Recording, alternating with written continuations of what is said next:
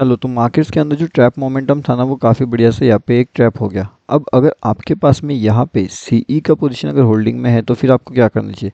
क्या पोजीशन को आपको एग्जिट करना चाहिए या फिर आपको पोजीशंस को वेट करना चाहिए लेकर के? चलिए, उसके बारे में हम यहाँ पे समझने की कोशिश करते हैं। उसके साथ हम ये भी समझने की कोशिश करते हैं कि क्या मार्केट यहाँ पे ट्रैप कर सकता है या फिर मार्केट यहाँ से ऊपर जा सकता है, उसके पीछे का लॉजिक क्या होगा। अब उसके साथ में, अगर ये जो हमारा फ्री वाला टेलीग्राम चैनल है, अगर आपने ज्वाइनिंग नहीं किया तो यहाँ पे आकर के आप ज्वाइन हो सकते हो।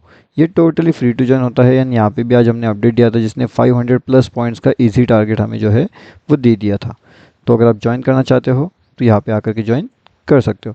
अभी अगर आप उसके साथ में यहाँ पे देखोगे तो मार्केट के अंदर यहाँ पे क्या चल रहा है, तो ये जो मोमेंट है, जो मार्केट का मोमेंट आप यहाँ पे देख रहे हो, ये मोमेंट किस बेसिस पे चल रहा है, किस बेसिस पे ये मोमेंटम जो है हमारे यहाँ पे काम कर रहा है, इसके पीछे का लॉजिक समझेंगे। अब देखिए, मार्केट यहाँ से कंटिन्यूसली जो है धीरे धीरे धीरे धीरे करते हुए ऊपर गया, लेकिन यहाँ पे ये मोमेंट आप देखिए, यहाँ पे ये जो मोमेंट है, इसके अंदर बहुत से लोगों को ये लगा होगा कि मार्केट यहाँ से अपना पीई साइड का एंट्री दिलाएगा। तो यहाँ पे बहुत लोगों ने पी परचेस किया, यहाँ पे भी लोगों ने पी परचेस किया, यहाँ पे भी लोगों ने पी परचेस किया। लेकिन क्या मार्केट अपना डाउन साइड का डायरेक्शन में आया? तो इसका जवाब है नहीं, मार्केट नीचे नहीं आया। बल्कि मार्केट क्या करता है, मार्केट कंटिन्यूसली ऊपर जाता है। जितने लोग यहाँ पे पी साइड में अपना एंट्री प्लान करते हैं, उन सभी लोगों को मार्केट स्टॉप लॉसेस लेता है। लेकिन अब ये लेता कैसे है स्टॉप लॉसेस, अब ये उनको टारगेट क्यों नहीं देता है, उसके पीछे का लॉजिक क्या है, वो सबसे पहले तो हम यहाँ पे समझने की कोशिश करते हैं कि ऐसा होता क्यों है मार्केट्स में। अब यहाँ पे भी अगर आप देखोगे तो ये मोमेंट देखिए, ये वाला जो मोमेंटम है ना, यहाँ से मार्केट ने सडन एक अपर साइड का मोमेंटम दिया, लेकिन यहाँ पे जाकर के लोगों को ट्रैप करवा लिया। अब यहाँ पे अगर आप ऑप्शंस के प्राइस देखोगे तो काफ़ी ऊपर तक गए होंगे। एंड जब मार्केट यहाँ पे घूम रहा है तो ये मार्केट का प्राइस ऑप्शन के प्राइस में ऊपर का मोमेंटम यहाँ पे नहीं आएगा। अब उसको वो क्यों नहीं आएगा, आई होप आपको लॉजिक पता होगा। अगर नहीं पता है तो प्रीवियस वाले वीडियोज़ आप जाकर के डेफिनेटली चेक करिए, आपको उसका लॉजिक समझ में आ जाएगा। उसके साथ में यहाँ पे अगर मार्केट यहाँ से कंटिन्यूसली ऊपर जाना चाहता है तो उसके लिए इंपॉर्टेंट लेवल रहेगा कि 172 का लेवल्स वो ब्रेक करे, उसके ऊपर सस्टेन करने में कामयाब हो जाए।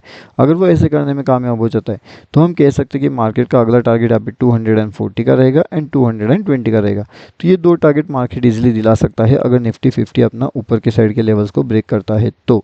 अब ऊपर के साइड के लेवल्स मतलब कौन से, तो वो लेवल्स जो हमने हमने अभी अभी डिस्कस किए हैं वो लेवल्स, ठीक है। अब नेक्स्ट चीज़ यहाँ पे देखेंगे कि नेक्स्ट चीज़ समझने की कोशिश करते हैं कि नेक्स्ट चीज़ यहाँ पे क्या हो सकती है। अब मानते हैं कि मार्केट ऊपर ना जाते हुए मार्केट को नीचे आना है, तो क्या मार्केट यहाँ से नीचे आ सकता है? तो इसकी पॉसिबिलिटी कहाँ पे निकल के आएगी, तो इसकी पॉसिबिलिटी निकल के आएगी 178 के आसपास में। अब 178 पे तो आप एंट्री कर पाओगे नहीं, क्योंकि वहाँ पे आपने पहले सी साइड का एंट्री प्लान किया होगा, तो आपको कहाँ पे एंट्री ढूंढना पड़ेगा, लगभग आपको यहाँ पे 198 के पास, ठीक है। तो 198 के पास आपको एक बियरिश सेटअप फाइंड आउट करना है। अब वहाँ पे बियरिश सेटअप मिलते ही आप एक डाउनफॉल का प्लानिंग वहाँ पे कर सकते हो, ठीक है। तो ये हो गई अब यहाँ पे डाउन साइड की बात में। अब यहाँ पे देखिएगा ये मोमेंट, आप देखिए ये कितना ज़्यादा कन्फ्यूजन मोमेंट है, मतलब मार्केट नीचे भी आया, मार्केट ऊपर भी गया, वापस मार्केट यहाँ पे कन्फ्यूज़ किया, बहुत लोगों को यहाँ पे ऊपर का साइड का पोजीशंस लेने लगे एंड मार्केट तुरंत नीचे आ गया। अब वापस यहाँ पे भाई मार्केट नीचे आया, ये मार्केट नीचे कैसे आया, चलो समझने की कोशिश करते हैं। अब मार्केट के अंदर जो स्टॉप लॉस है ना, वो काफ़ी बढ़िया से एंड हेवी क्वांटिटी के अंदर अभी चल रहे हैं स्टॉप लॉसेस। अब स्टॉप लॉसेस की अगर हम बात कर ही रहे हैं तो यहाँ पे अगर आप देखोगे तो ये कितने स्टॉप लॉस निकल के आ रहे हैं, 170 टू 180 पॉइंट्स के ये स्टॉप लॉसेस निकल के आ रहे हैं। अब क्या आप इतने बड़े बड़े स्टॉप लॉसेस मार्केट के अंदर ले सकते हो? अगर आप ले सकते हो तो अच्छी बात है, अगर नहीं ले सकते तो मेरे हिसाब से आपको थोड़ा सा वेट करना चाहिए मार्केट का। एंड जब मार्केट थोड़ा बहुत सेटल होता है तब जाकर के आप स्टॉप लॉसेस का प्लानिंग वहाँ पे फिर कर सकते हो, ठीक है। उससे पहले नहीं, उससे पहले हमें कोई चीज़ का प्लानिंग यहाँ पे नहीं करना है, उससे पहले तो हमें कन्फ्यूजन जोन का भी प्लानिंग यहाँ पे नहीं करना है। अब मार्केट का ये जो जोन है, अब यहाँ पे ये जो जोन है, क्या हम इस जोन के अंदर एंट्री करने वाले हैं? तो इसका जवाब है नहीं। यहाँ पे जो एंट्री जोन है वो डिपेंड करेगा अपने लेवल के अकॉर्डिंगली। क्या अपने लेवल के पास मार्केट आ रहा है, क्या अपने लेवल्स के मार्केट से कुछ बियरिश सेटअप मिल रहा है या फिर कुछ बुलिश सेटअप हमें मिल रहा है। अगर बुलिश मिल रहा है तो ठीक है, बियरिश मिल रहा है तो ठीक है, तब जाकर के एंट्री प्लान कर सकते हैं। अगर यहाँ पे कोई सेटअप नहीं मिलता तो फिर एंट्री प्लान वहाँ पे नहीं किया जाएगा, ठीक है। तो ये हो गया सिंपल लॉजिक। अब सिंपल लॉजिक के बेसिस पे अब एक और चीज़ हम यहाँ पे समझते हैं कि मार्केट के अंदर जो 90-10 वाला चीज़ है वो भी यहाँ पे काम करता है। अब ये बेस्ड है अपॉन एवरेजिंग पे। अब इसके अंदर भी 90 में जो होते हैं वो 30-30 एंड 30 पे काम करते हैं, फाइनल जो होता है वो लगभग 10% पे काम करता है। अब वो कैसे काम करता है उसका भी मैंने आपको लॉजिक बता दिया है। अगर वो नहीं पता है तो यहाँ पे देखिएगा, प्रीवियस वीडियोस भी आप जा करके देख सकते हो। लेकिन मार्केट का जो सेंटिमेंट है ट्रैप सेंटिमेंट है। अब मार्केट ट्रैप सेंटिमेंट में कैसे काम करता है वो देखिए। सिंपल ट्रेंड लाइन ऊपर है नीचे है, ऊपर है नीचे है, ट्रेंड लाइन के आसपास में है, ऊपर है नीचे है। जब तक पूरी तरीके से ट्रेंड लाइन के बाजू में नहीं निकलता मार्केट्स, तब तक नहीं जाना है। मतलब मार्केट यहाँ पे नीचे भी आ रहा है, ऊपर भी जा रहा है, मार्केट नीचे भी आ रहा है, मार्केट ऊपर भी जा रहा है, ऊपर से वापस नीचे आ रहा है, वापस ट्रेंड लाइन पे जा रहा है। तो यहाँ पे हमें ट्रेंड लाइन को ट्रेड नहीं करना है।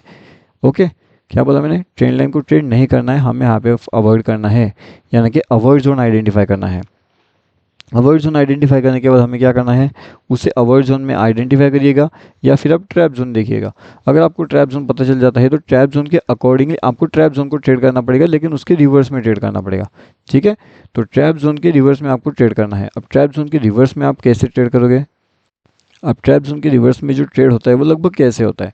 अगर आपको यहाँ पे लगता है कि मार्केट यहाँ पे ट्रैप कर सकता है लोगों को, मार्केट ऐसे नीचे नहीं जाएगा, तो आप लोगों को क्या करना है, यहाँ पे अपना सी परचेसिंग करना है, मतलब कि मार्केट के ट्रेंड के अपोजिट डायरेक्शन में ट्रेड लेना।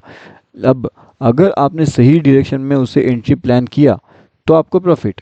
लेकिन अगर आपने यहाँ पे ये सोच करके एंट्री किया कि मार्केट ऐसे नीचे जाएगा, उस डायरेक्शन में ही प्लान कर लिया, तो फिर आपका लॉस।